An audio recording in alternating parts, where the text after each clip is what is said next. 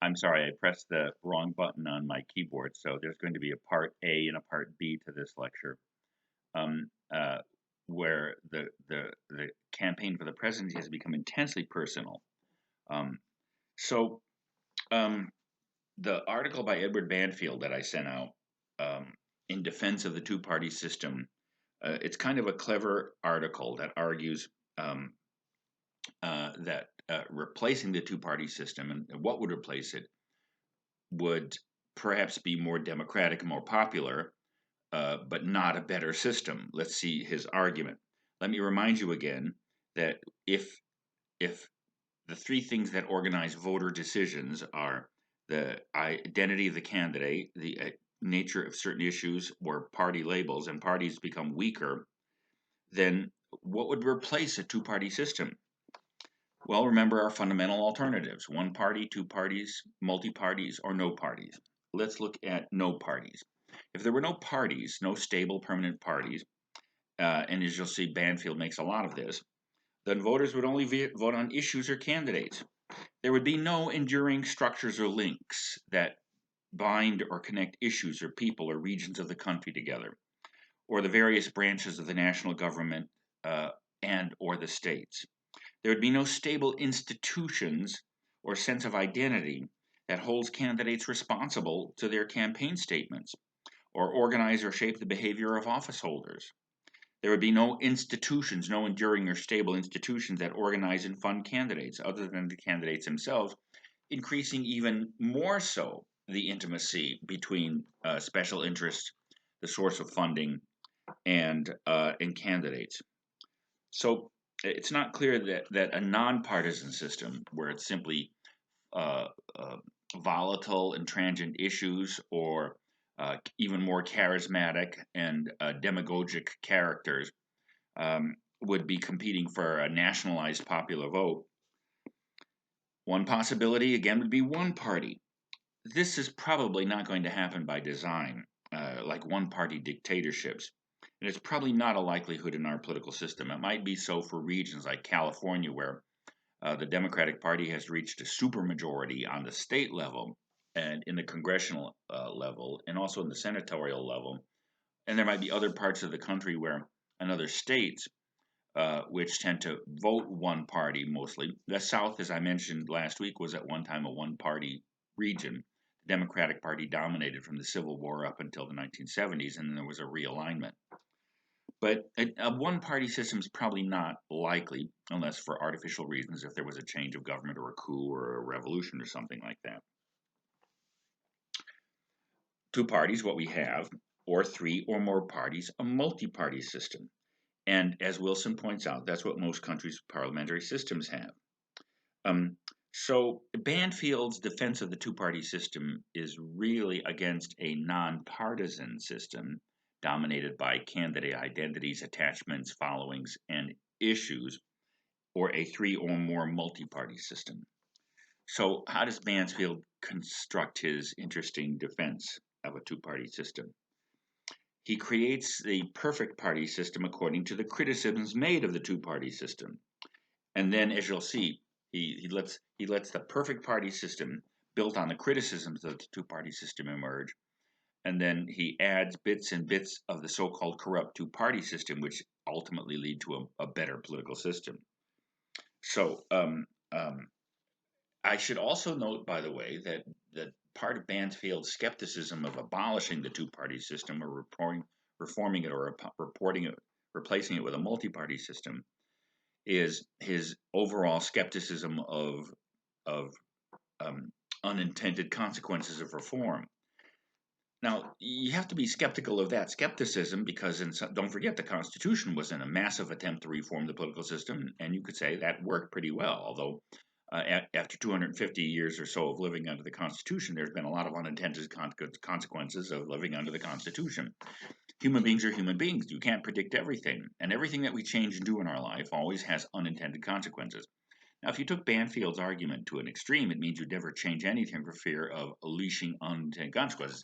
Having said that, it's important to try to think through what might be the unintended consequences, because I would say that in 2016 and 2020, Many of the dynamics of our current system were not anticipated by the reformers in the 1960s and 70s. Um, Having said that, you could say the last thing that the Democratic reformers in 1968 wanted to produce was a Donald Trump. But yet, Donald Trump is exactly the kind of candidate which is the product of the system they brought into being. And so, as you're going to see, Banfield's caution about unintended consequences, while if taken too far, would paralyze political change. Nevertheless, it's good to remember that first of all, you might get what you hope for, and you might produce what you haven't looked for or hoped for in trying to get what you wanted. So, with that in mind, what are the primary criticisms of the two-party system that he deals with?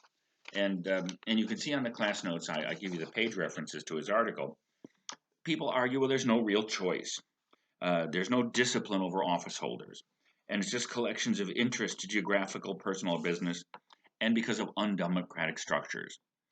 Now, we have created a system which was much more democratic and responsive to popular opinion and input. Whether that's a better system, in order to really raise this, what Banfield and Diamond, I think, to some degree, what they're and Caesar to some degree are trying to get you to think about is just because a process is more democratic, is it better? Will it lead to better candidates? Will it lead to a better process? Will it have a better effect on the political culture of America?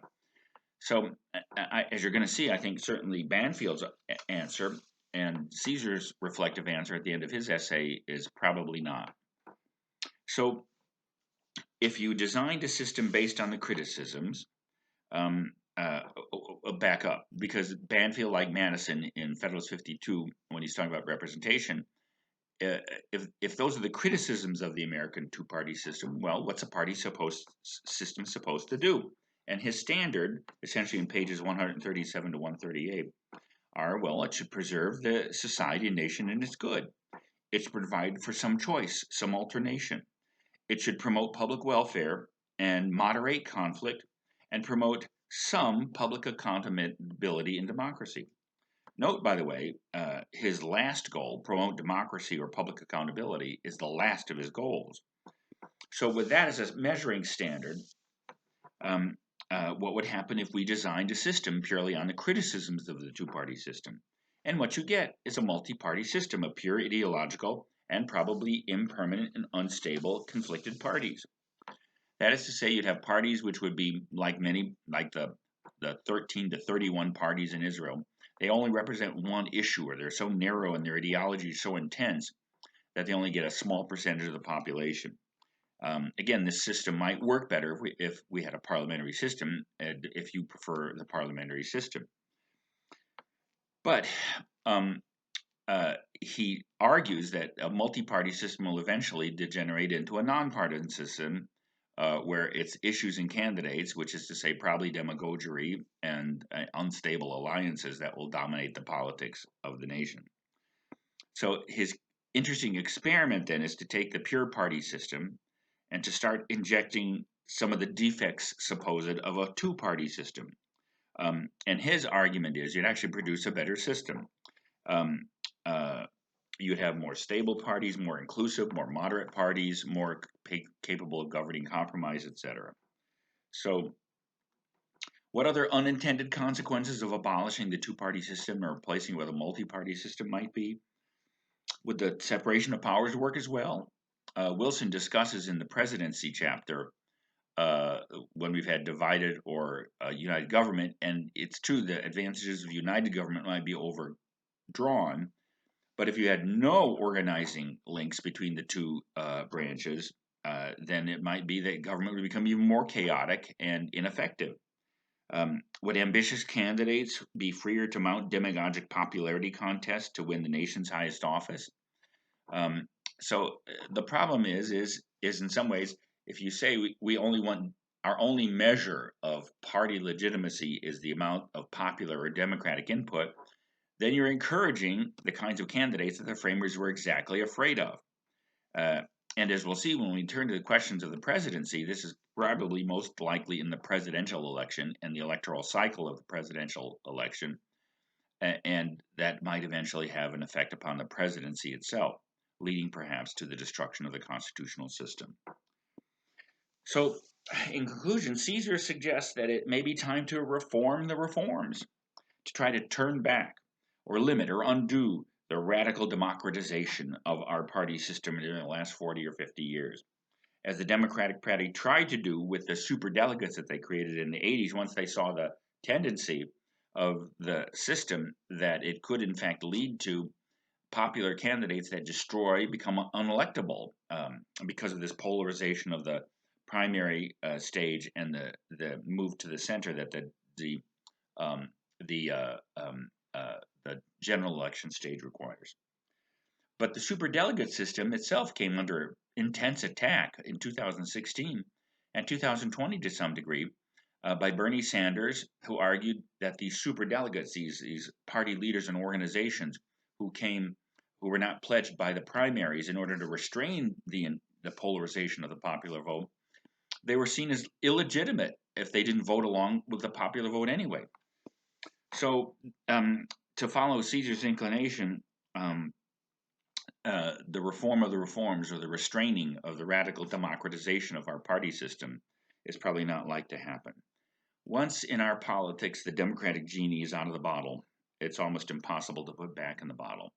So, in all likelihood, what we can expect to see is especially if we move towards a dismantling of the electoral college and a replacement with a national popular vote, the two parties declining in importance, with our politics becoming even more polarized, radicalized, uh, and inability to form genuine governance for the nation's good.